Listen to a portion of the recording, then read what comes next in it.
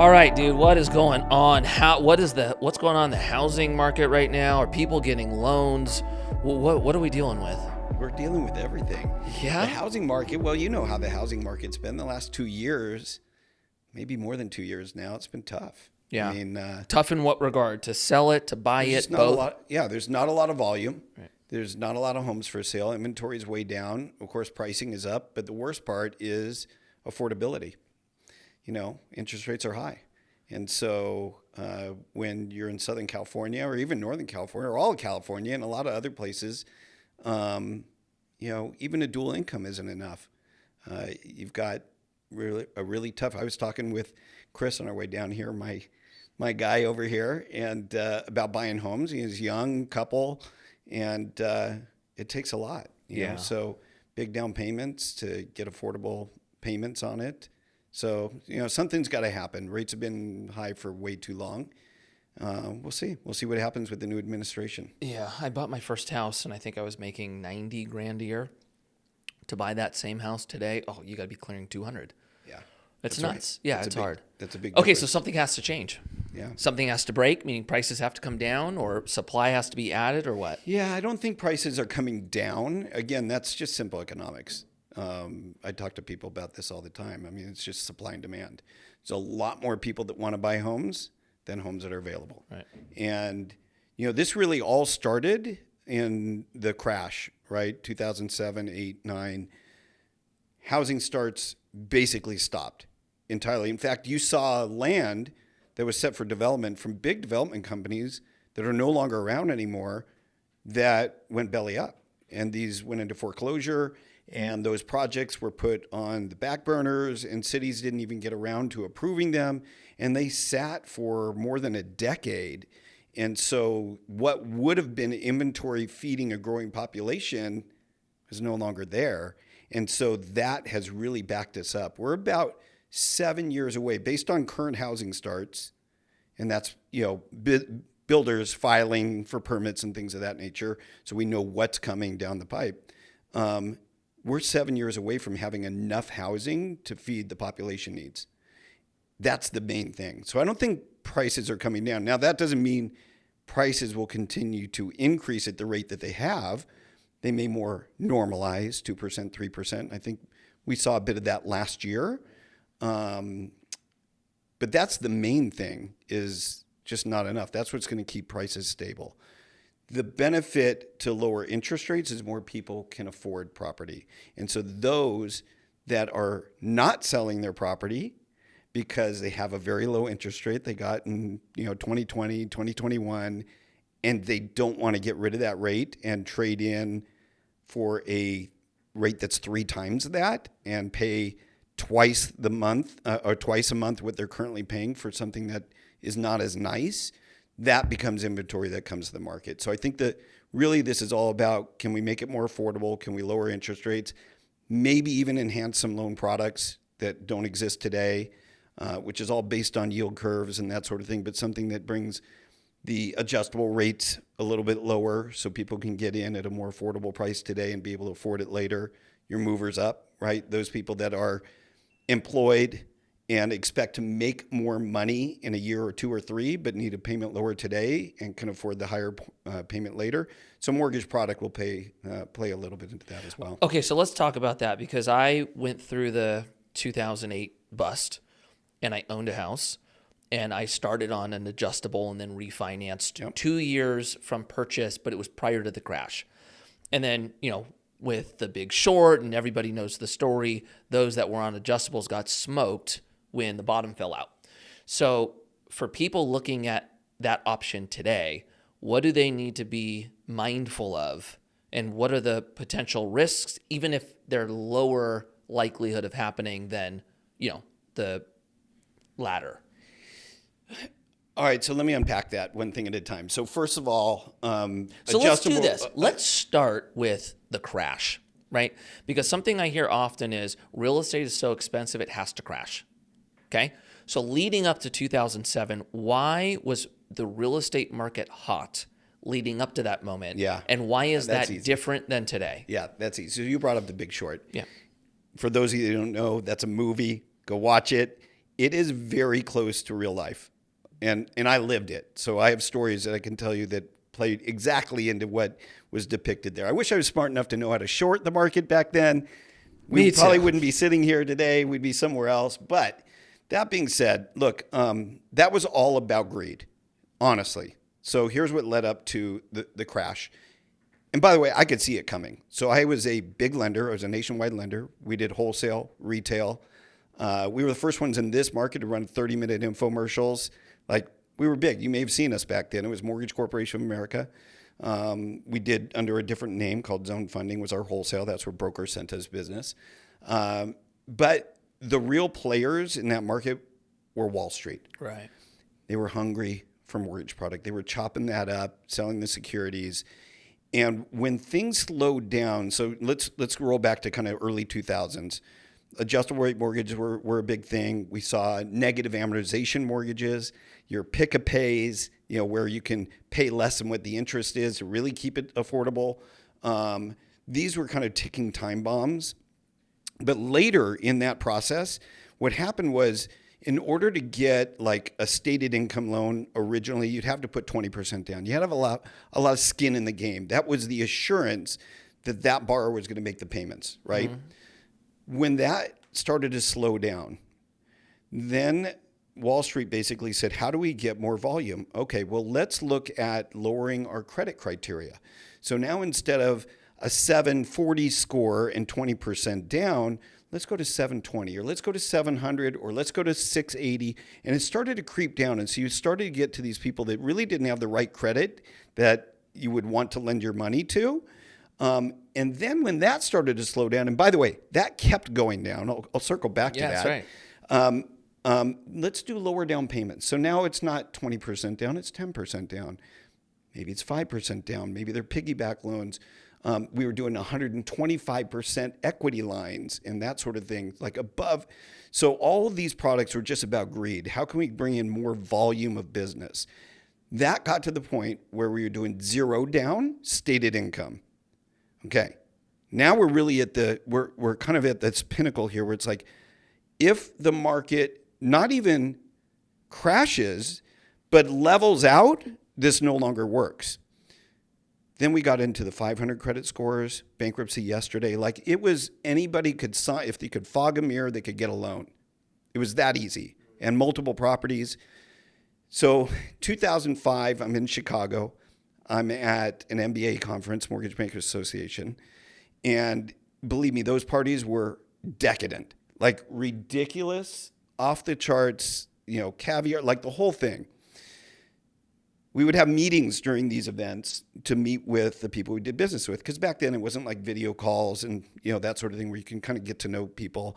So this is like first time meeting somebody in person, seeing what they look like. So I'm just going to tell you this one story because it ties into The Big Short. In a back room, this is, what's that high-end bowling alley called?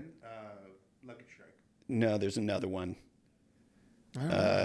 Anyway, I can't. They did just come out. Bowling's not my thing. Yeah. Oh, really? Nice bowling. No. Yeah. Just we were skating up and down the alleys. Yeah. But anyway, it'll come to me.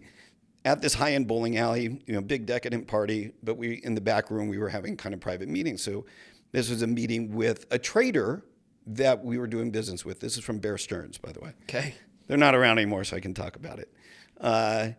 So I'm back there. We start this meeting. The floor manager was there, waiting for the trader that I was selling these mortgages to, these pools of mortgages, comes in. And he's your typical Wall Street guy that you would picture.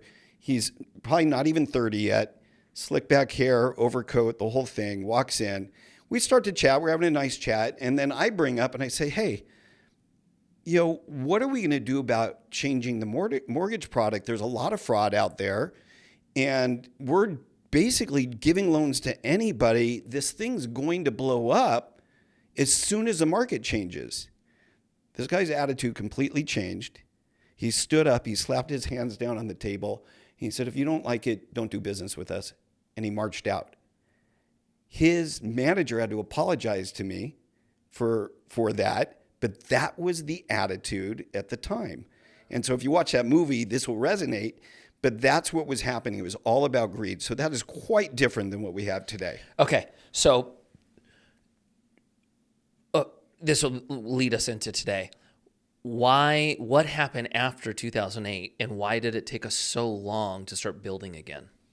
It was really about, there was no credit. All your Wall Street companies had gone away. They were the ones that really shored up the market prior to, that doesn't exist today.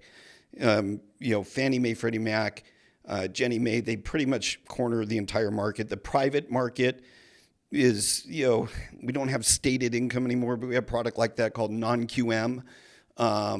That's not as big a part of the market. So we lend a much better product today, but it took a long time to get there, because think about Bear Stearns, of course, was one of them. Lehman Brothers, all these giant companies that really controlled the market, they went out of business.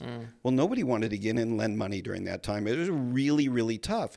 So all you really had for a number of years, like 5-6 years, was you had Fannie Mae and Freddie Mac, and you had FHA and VA. And that's it. Those were the only products, and they really tightened it down. Right. So the quality of that paper in that 5, 6, 7 years-ish post, maybe it was a little longer than that, post-crash, that was the best paper we ever lent. That was the most qualified people you would ever have that bought those homes.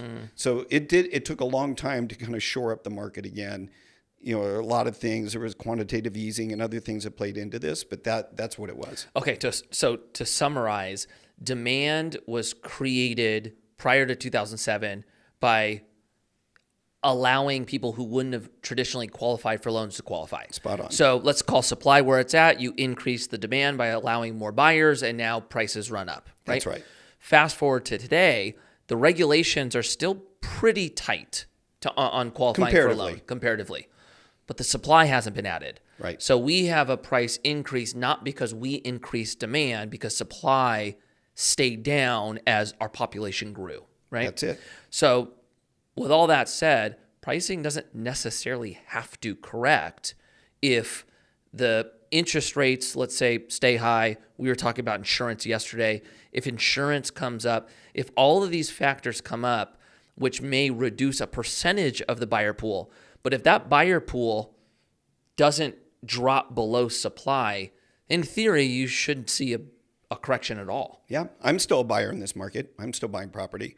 There are fear mongers out there that talk about a crash, and you're going to find contrarians in every market, like Kiyosaki. Right? That might be one of them. There might be some others. And that's fine. Look, here's the beauty. Look, Robert Kiyosaki has been talking about a market crash for 30 years. Eventually, he'll be right. Exactly right. So look, here's the beauty about making predictions like that. If you're wrong, nobody really remembers. If you're right, you boast about it for years. Yeah. So that's where you get influencers that go out there just really strong saying it's going to crash and, causing, this fear. But the reality is the economics don't show that. The economics show that this market is shored up by a lack of supply, and it's a supply-demand thing. Right. Michael's wife sells homes.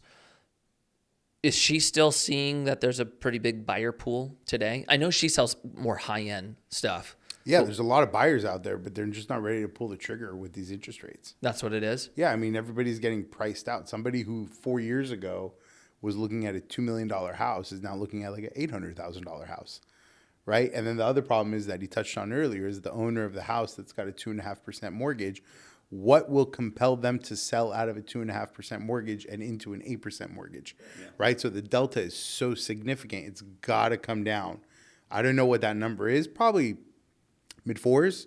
I think you'll have a larger pool of people that are willing to walk out of 2.5 and into a 4.5. So that would increase supply into the market in a big way. But right now, it's just, I was walking last night and I called a friend of mine. I walked by her house and she's doing a massive renovation. I was like, when did you buy this house? She's like, 2012. Huge house, 18,000 square foot lot, beautiful home. I was like, how much? $1 million. What's your interest rate on your loan? 2.5. Yeah. Why would she ever sell her home? Yeah, you won't. Yeah, that's right. That's right. So on the mortgage side, are you guys writing a lot of loans right now? Oh no, it's it's a fraction of what it would be in a normal market. In a normal market, we'd do a lot more business. Okay, so what changes? Like you mentioned a new administration. You saw an executive order on bringing housing costs down, which when he first wrote that, I went, I don't know how he's going to do that federally. But actually, as of today, I kind of maybe see some options, which I want to talk to you about. What are you expecting over the next 4 years? Yeah, look, just to focus on that for just a moment. Yes, there was an executive order about bringing housing costs down, and I did a post on this. Oh, good. And perfect. So how does... And half the comments were, "Oh, come on, he doesn't have that kind of control, whatever." And I was like, well, listen, it's about, again, going back to economics. If you took economics in school, in college, there's Econ 101, there's Econ 102. They kind of go into these theories. But the reality is, if you can make it easier and less expensive to build homes, you're going to add supply. Okay, I'm going to stop you here because I want to challenge this in I think a good way. If Trump can only push things on the federal side and can't impact the state side, and you and I living in California, we know that the state building here is a nightmare. Mm-hmm. How can he help pricing here if California is then responsible for the process of entitlements and permits? Okay, so this is where you have to really start thinking about ways to manipulate the market from a federal level. And I think this ties into what he spoke about yesterday with education, which was we're going to reward the states, the universities that do X, Y, Z. And if you're not doing X, Y, Z, you're not getting any help. So it's through incentives like that. So if there were systems in place to give benefit to certain states that are participating in certain initiatives that are going to bring about lower, less regulation, less red tape, lower cost materials, things of that nature, then you can begin to change the market. So let's just talk about the fires right now, right? So we got these, and by the way, it goes without saying, you, me, Michael, heart goes out to everybody that has been affected by this and has lost their home. Doesn't matter where you are in the economic scale, it sucks. Right. And so the insurance part, completely broken. I know we're going to talk about that. But now let's just think about that on that scale. You've got, 15,000 homes that are affected that, have to be either completely rebuilt or completely renovated to some extent. How do you influence to be able to make that an easier process and speed it up so it doesn't take the normal 3 years, but maybe takes 12 months to make that happen? Well, in this case, it's probably pressure from those homeowners, from these wealthy homeowners that have connections and so forth. They're going to pressure to try and get these regulatory changes, and they'll probably get some done. I have a friend who's just been invited to be on the advisory board for the Malibu Building Commission. And so I'm getting a little bit of that inside information, but they're going to try and make it easier for homeowners. Those types of things can happen with federal influence as well. So tying it back to what Trump said in the executive order, I think there are levers that they can pull. They're not exact, they're not precise, they're not immediate, but I think over the course of 18 months, 24 months, that if they work, we're going to see the results of that. That's where I think we're at. Yeah, we were talking actually today on what it would look like if, for something like HUD financing, if they reduced the amount of time it takes you to get this type of loan, if they brought their DSCR down, they made it basically a greater incentive for developers to tap into this product.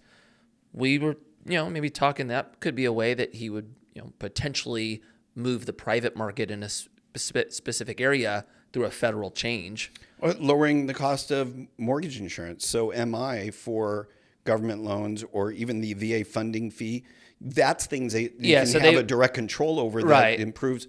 But that's not going to get housing going. That's just going to make it a little bit more affordable for those people to qualify for that product. I think it really has to be more holistic than that. Yeah, you got to make it easier to build. The short play is interest rate adjustments will, in the short term, get more product on the market, but that's still finite in nature and it's limited, right? What ultimately gets the supply and demand to become at more of an equilibrium is you build. Yeah. And you just have to be able to crank out numbers. And unfortunately now, we lost a lot more units, got a lot more people now that are looking in a market that was already constrained significantly. And so you said, you had a great line earlier. It's like, guys, it's supply and demand. It's basic. Right. This is not rocket science to understand. If you have 10 people looking for one home and 10 people are competing for that one home, whoever's willing to pay the most is ultimately going to be the one who gets it. If you have 10 people looking for 10 homes, well, now the buyers have more power. That's right. This is as simple as it gets. Okay, so it is. Now, we live in an area that is,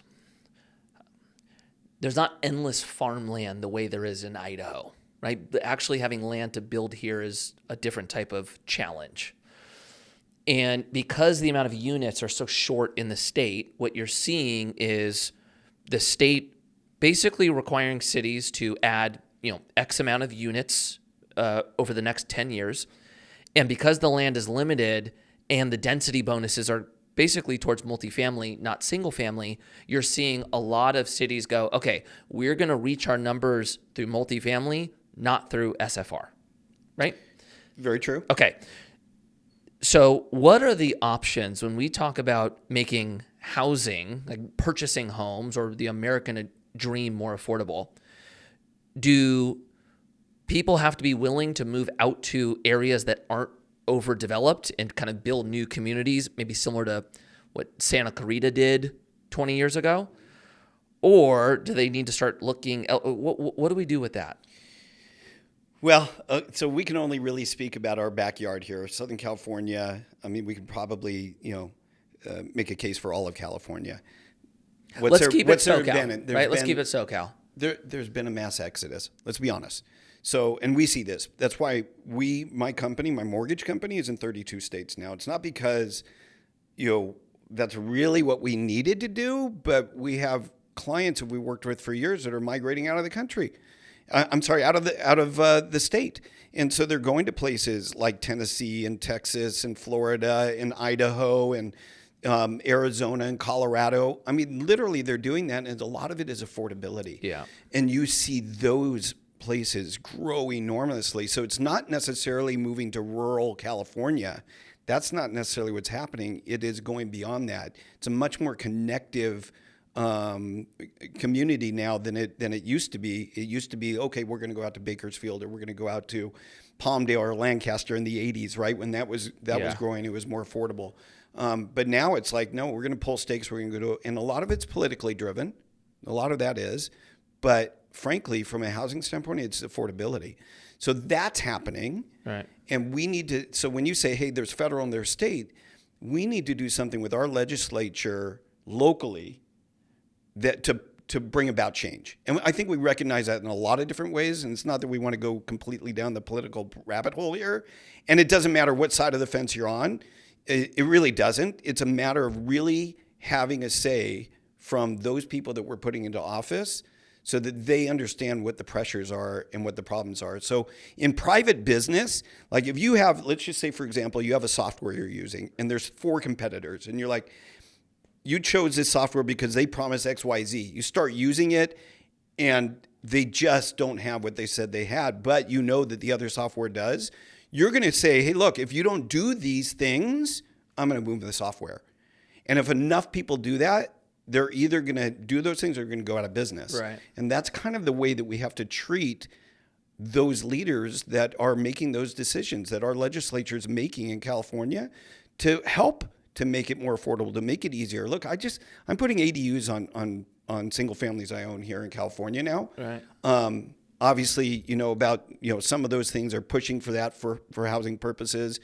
But I'll tell you what, the red tape around that and the cost and the permits and all that and how long it takes to do that is still ridiculous. And that's just, this is put on, the state has said you do this, and now the city municipalities are pushing back and making it more difficult, and you have to force them to do it. So there has to be a change that comes from the top down, and maybe it starts somewhat with federally with incentives, and other things is just, we need a larger say as citizens of the state. Yeah, I think about that a lot, actually. You brought up a handful of things, but when you look at the outflow of people living in California, we had our first net migration loss in 21. Yeah. and then our second in 22. So we had 2 consecutive years. I think we lost 250,000 people each year. That's a terrible look for California, right? The interesting thing, though, at least in my perspective, and I want to get your opinion on this, I think 21 and 22, maybe 20 to 21 was more political decisions. I don't think it was 100% affordable. I think that's more at play now. But what we saw from 23's numbers, it was about a little over 100,000 people left. But with population growth, we ended up netting maybe 70,000. We had a net gain of 70,000 for population growth, considering that our population grew more than the people that left. Yeah. Right. The people that are leaving today, I think it's more about affordability, but I also recognize that politics and affordability, I think, go hand in hand. My question to you is, if you're running or you're in the leadership statewide, and you're seeing people leaving, that's kind of like the reference you gave with the product. If you have a product that no one likes and you see everybody leaving to another product, now we're talking about free market and how competition creates a better experience for the customer. If you're in California leadership, you have to be looking at where everyone's going from a competition standpoint and going, why are they going to Texas? Why are they going to Florida? Why are they going to the Carolinas? Why are they picking these markets? My question is that alone to make the political decision switch to focus on how to retain more California residents than to watch them leave? Can they get there on their own, or do you have to vote in different people? I think you got to vote in different people, because I think what's happened today is these politicians become very selfish. And it's regardless of their constituents. And this isn't everybody, right? There's some really good politicians out there, but the vast majority, it's about what's in it for them, right? And we see this through a lot of things, even all the way up through Congress. And do I think that our Congress people and people in decision-making roles, knowing way ahead of time what's going to happen with different industries and voting on those, should be playing in the stock market? Hell no. I think it's rigged. I think that shouldn't happen. Well, bring it down to a local level. There's still decisions and you're in government, to some extent, right? So I mean, you have to be able to see. You have to be able to see that some people make their decisions based on maybe their personal point of view, and until we get to the point where these people are really held accountable to what their constituents want and need as a whole, it's not going to go anywhere. So, I do think that there's some influence there, but it's, there has to be change. How do you tie that out, though, with what he just said, with what's happening at like the city council level, right? Because aren't like, for example, in Ventura, we're building an apartment building. The constituents in the city of Ventura have long advocated for no development and no housing. And so if they were following exactly what their constituents wanted, they wouldn't authorize any product. And that's what they did for decades. But now they have a massive issue where they're so far undersupplied that rents are skyrocketing in that market, and they don't have anything in the pipeline really to bring into the market, actually, outside of what we're doing. They don't really have anything in the pipeline to bring into the market to help accommodate the amount of people that are looking to live in Ventura. So we were talking about this on a prior pod. It's you got to listen to your constituents, but you got to make the decisions as a leader that sometimes go against what they think is best, but what long term will be most beneficial for the whole. And I think the problem is they're listening to the loudest constituents the most, and those are the ones that are advocating for the wrong things. Yeah. Well, yeah, and there's actually, it's an interesting point that you brought up. When I was younger, 10, 15 years ago, I would just basically pay attention to what was happening during presidential elections, right? It was like only a national focus. I wouldn't pay attention to local. And now, and kind of what he's talking about, so much of what your daily life experience feels like is actually from the local. So I think, one point that I would agree with you on, the more you pay attention to who you're electing in your actual community, right? City and then county, you're going to feel that. So pay attention there. And then, as it gets further, I can't speak on what it's like to be an assembly person or Congress. I don't know.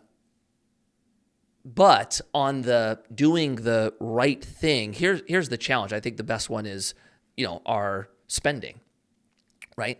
There is no appetite for the American people to cut spending, right? But we have our Social Security and Medicare, these are non-sustainable issues that elected officials will not touch because they will get ripped out of their position quick. There's just no appetite for it. So I guess my question is, in that scenario, what do you do?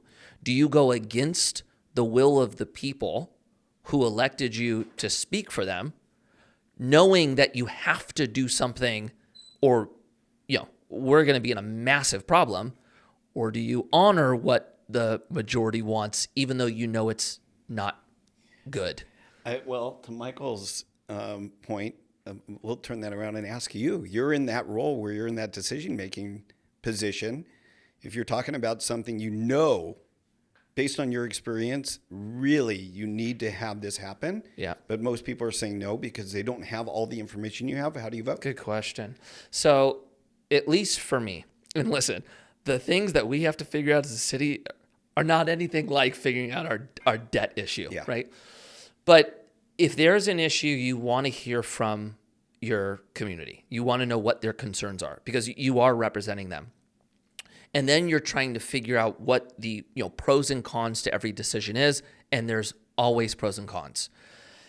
For how I am, I actually try to make what I think is the best decision for the community, even if I know there's people that aren't going to agree, and that may potentially make it so that I don't get reelected.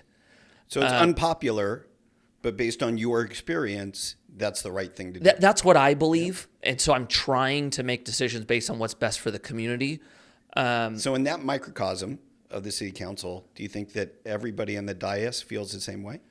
I have a pretty good city council. I would say you're usually getting to a majority decision of people that make decisions that way. But I don't have a desire to have a political career, right? If I'm no longer a city council person, I get to come do what I do every single day and love my life. It doesn't really, I don't care if all I'm able to do is have a 4-year term and hopefully I gave back to the community. But there's a lot of people that start on city council with political ambitions to go further and further.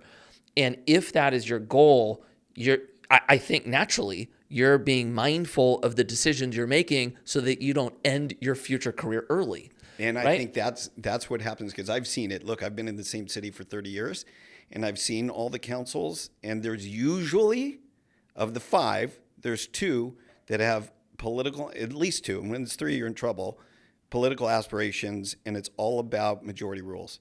It's all about who's the loudest, like you said, and it may be the minority, but they're the loudest, and they know that affects their career. It's the largest business people, it's whoever, the more influential, and that's what they do, regardless of it being right for the community. Yeah. So that's a good point. I got asked when I was running, they would have these debate nights. And one of the questions I got asked was, are you doing this just to build your name recognition so you can build your business? Which I think was probably the model that a lot of people use for a long time. Business, you just don't need that anymore, right? You pick up your phone, you get more eyeballs than sitting on the dais. And so I don't think that's at play any longer, but the political ambitions, I think we see that. It's still a thing, So I don't know. I actually think I agree with what you're saying. I do think that there's another element to this, though, that we haven't discussed, which is the cultural problem that we have in society as a whole. In that, as a culture, we've gotten to a point where we look to the government to solve our problems, right? You think? So you run into an issue in life, and you don't go to your immediate community. You don't go to the church or the synagogue or to your friends or to your family. You're immediately looking at the government as the cause of the problem, and they're the ones that have to provide the solution. So we as a culture have almost empowered them too much to the point where they've now developed an incentive structure that is designed to do whatever it takes to keep them in office and to grow their political careers, because we've empowered them so much and put them on this pedestal, as opposed to saying, look, we need the bare bone minimum from these guys, right? We'll take care of everything else ourselves. And JFK said it, right? He said, don't ask what you can do for what your country can do for you, but what you can do for your country. It's like we almost kind of like have to get back to a society where we care about our city, we care about our state, we care about, and vote based on that, not based on just what you can do for me as a politician. You, Mikey Taylor, you're running for city council. What are you going to do for me as a councilman? You know what I'm saying? It's like, no, I'm a member of this community. Like, I care about the community. I want the community to thrive. It's mutually beneficial for us to work together in this. And I think we've lost sight of that in a very big way. That's interesting.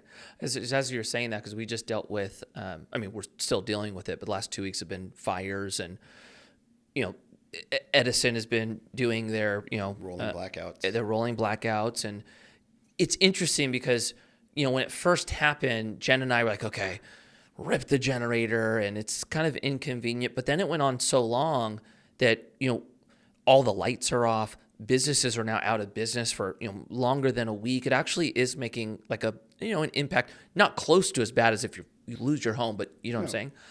And it was fascinating because the responses that we got from the community of how are you guys handling this? You guys need to do more. It didn't come from one political party.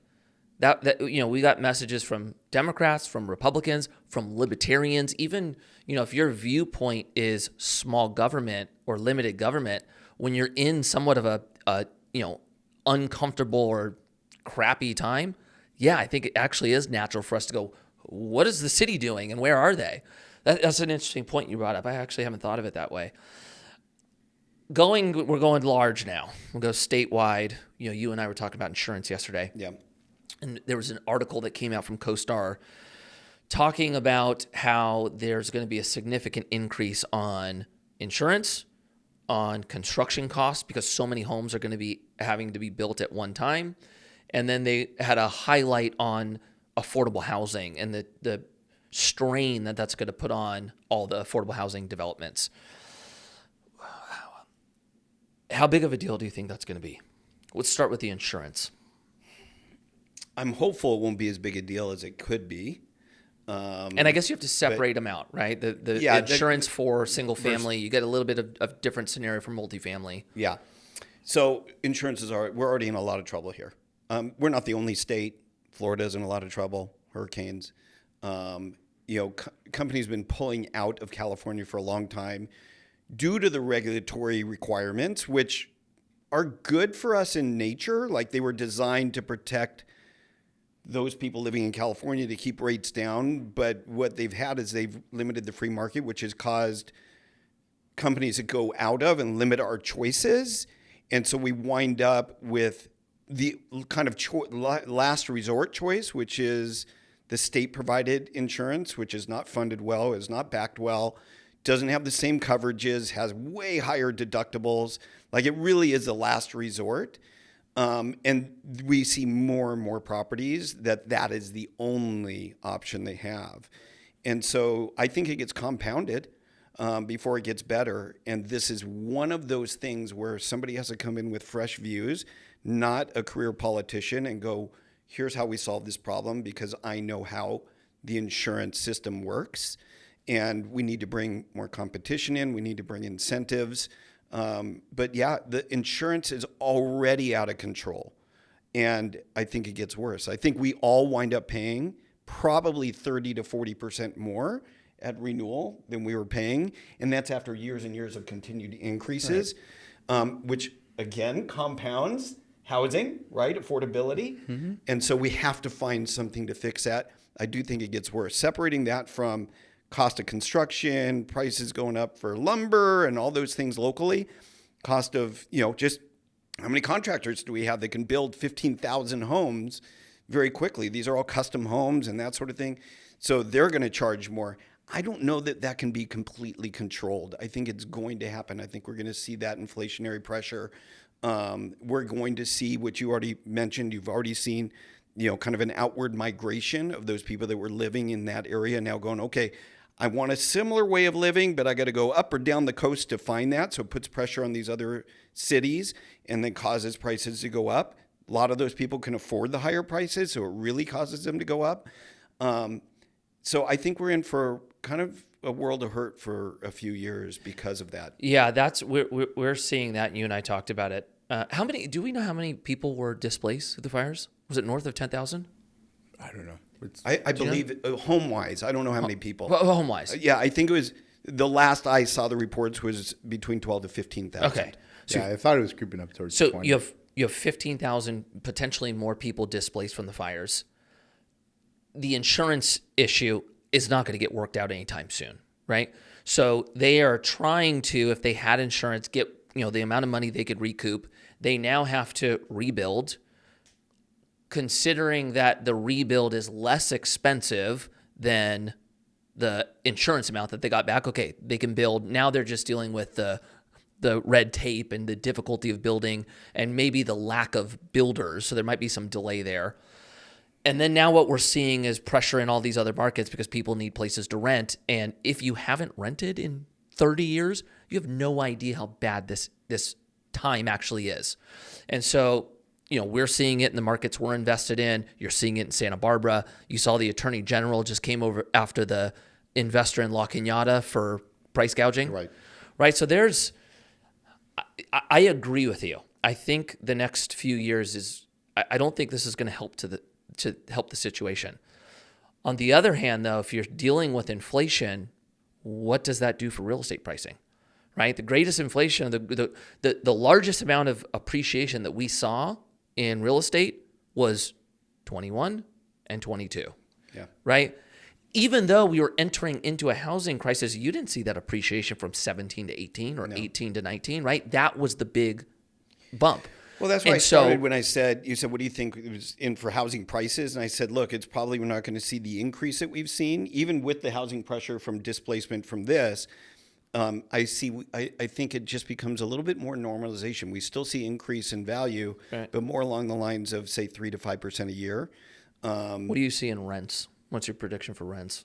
I think we're seeing the same thing. I know that most of the rents that I see, first of all, we do have limits in California on how much annually. There's rent control. That's right. There's not, they don't call it rent control, but there are limits. There are certain cities that have rent control that are more restrictive, but statewide there's controls on that.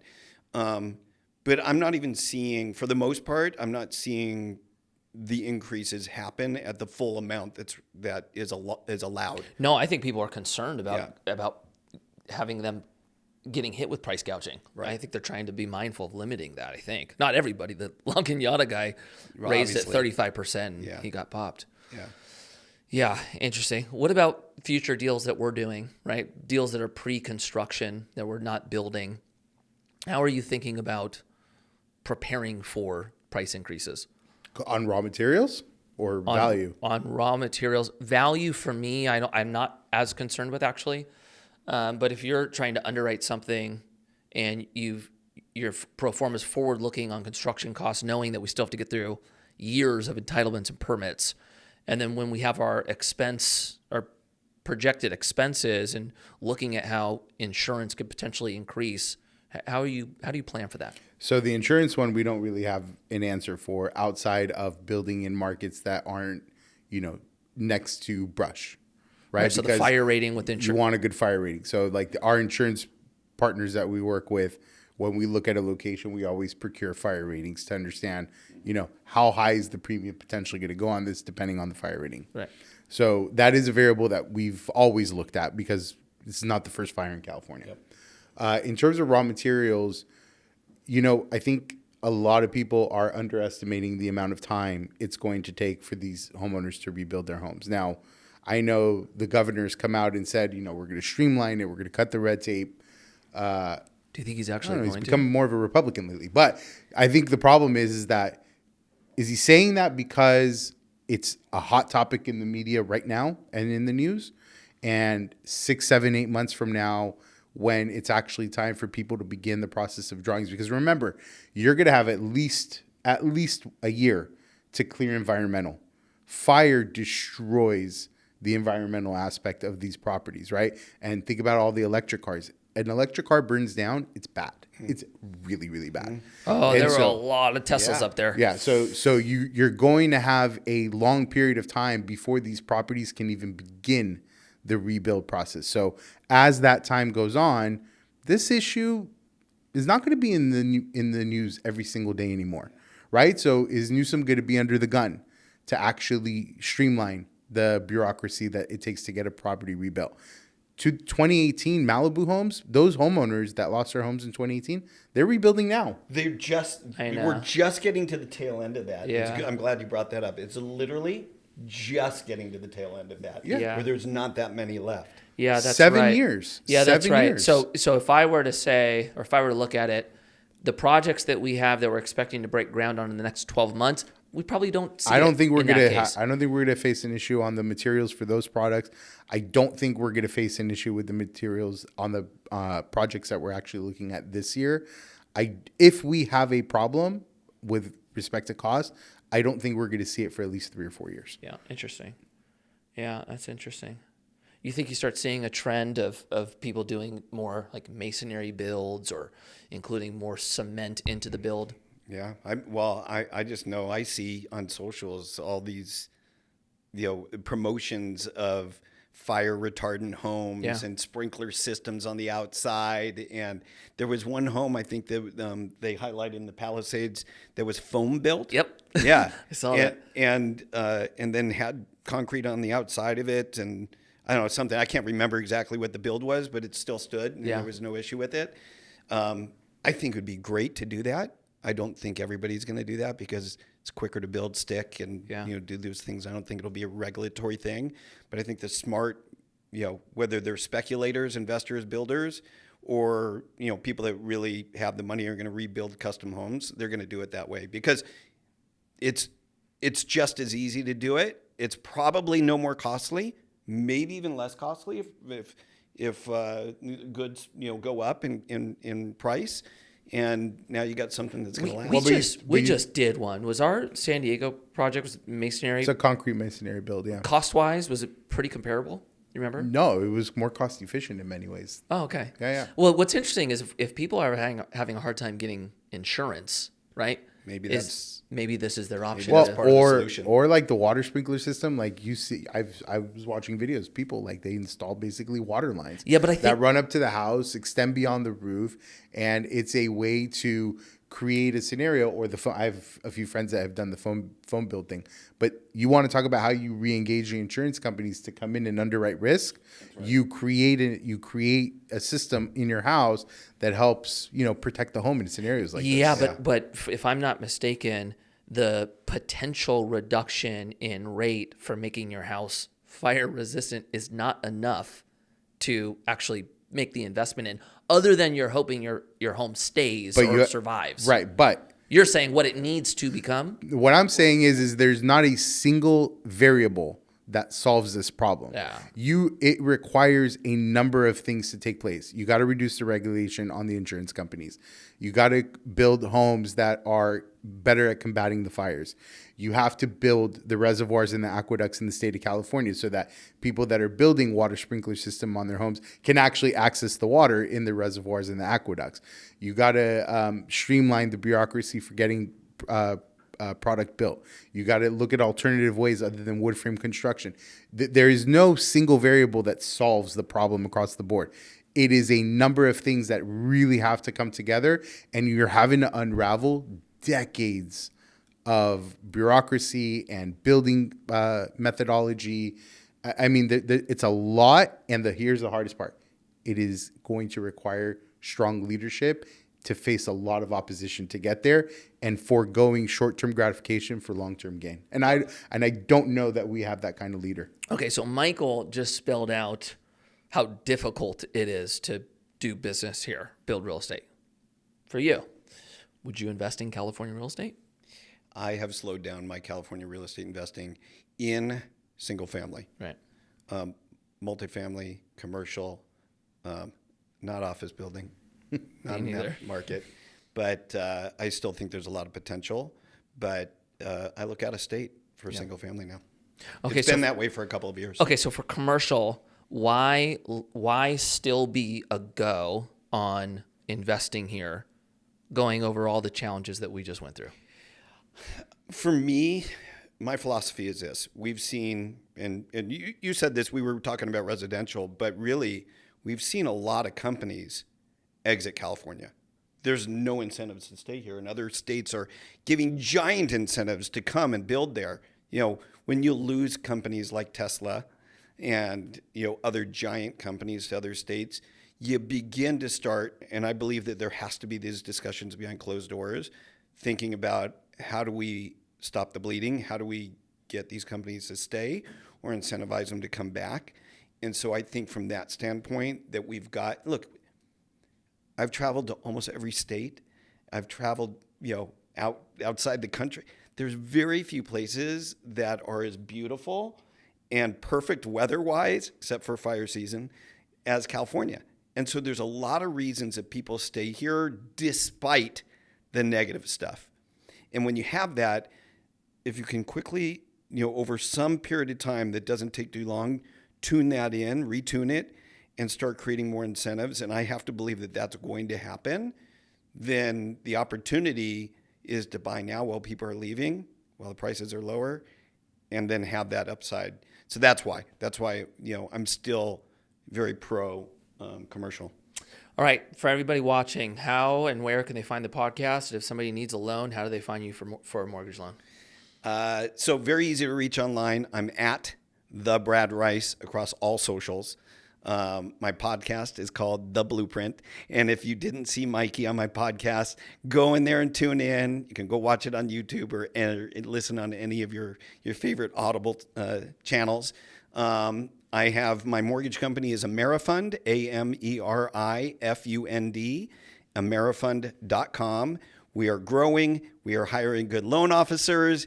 If you're in a loan officer that does good business, you work hard, you have ethics, reach out to us. We're one of the ones that's still standing as others are closing. We're still growing. And then I also have a tech company called HomePie.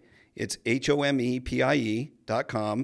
And it is a peer-to-peer platform that allows buyers and sellers to interact directly with each other, not have to use a real estate agent. Think of it as Auto Trader for real estate, or selling your property using Facebook Marketplace or any of those other, you know, systems like eBay. Think of it like that, but using easy technology like TurboTax for a very complicated transaction. You can do it on your own, full product, California and Florida. We've opened up other states, migrating our full product there this year. All right, everybody, you heard it. Go check it out. Thanks for coming on, Brad. Yeah, for sure.